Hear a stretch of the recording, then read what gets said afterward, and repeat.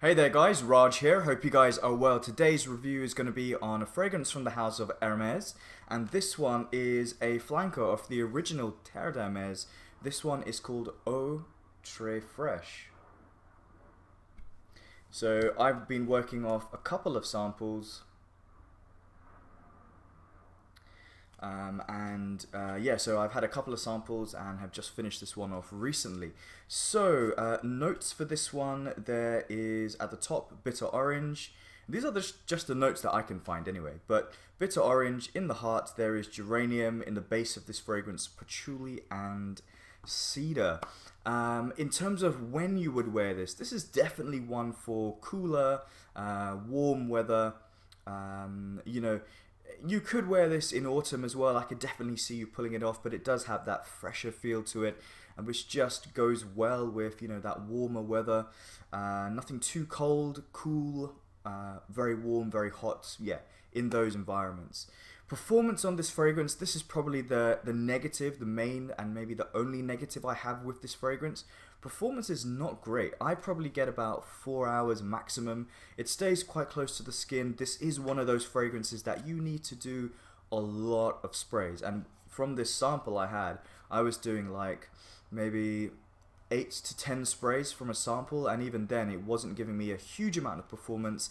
I get that this is like a Eau Tres Fraiche, so like a very fresh water, I think that's the translation. It's not supposed to be anything intense, but for me, there's a difference between light and weak. And something that is light, this is a light fragrance, but that means it's not too heavy on the nose, you know, it's not too dense, the smell. It's very airy, but this one is also weak at the same time, meaning performance. It doesn't really jump off the skin that much. It does stay quite close to my skin.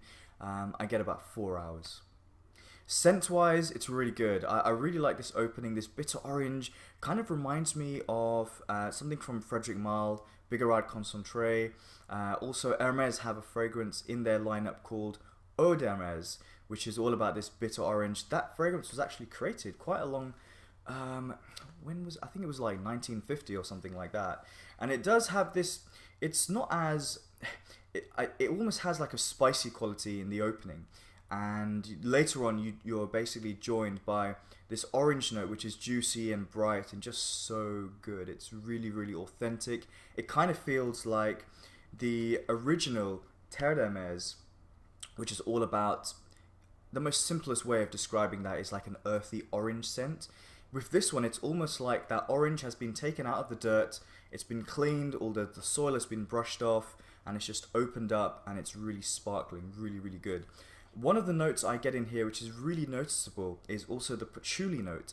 But the patchouli can smell really, really different. It can smell chocolatey, it can smell almost mentholated, camphorous, very sort of like a sweet burning, grassy, woody smell. Here it's kind of just stripped back and is almost this slightly grassy, it doesn't actually smell like the strongest patchouli you'll ever smell, but it reminds me a little bit of the patchouli that is found in Creed's Vetiver Geranium, which is another great fragrance of spring. I wore that a couple of days ago. So that, I mean, this is quite a short review because this is quite a simple fragrance. There's nothing really too much to say. There is a little bit of white musk in there as well. It's actually pretty much, I get 2 notes. I get this bitter orange and I get this patchouli note. You know, I've got a little bit on my hat. Yeah, I really don't get. Maybe there's in the opening, this bitter orange almost has like a cumin spice type feel, which kind of dies away, thankfully.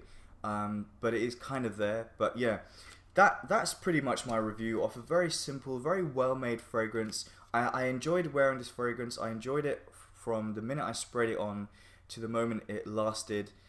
The only problem is it just doesn't last that very long on me, which I kind of feel it's pointless for me to buy this fragrance because I have other fragrances that are fresh, light, good in spring, good in summer. They last longer, and I actually think they're a little bit more interesting.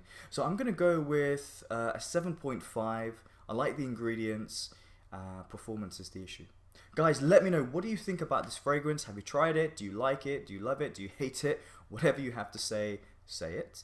And feel free to hit the like button here, subscribe to this channel, and check out my Facebook page. And yeah, let me know your thoughts. Thanks for watching. Take care. Bye.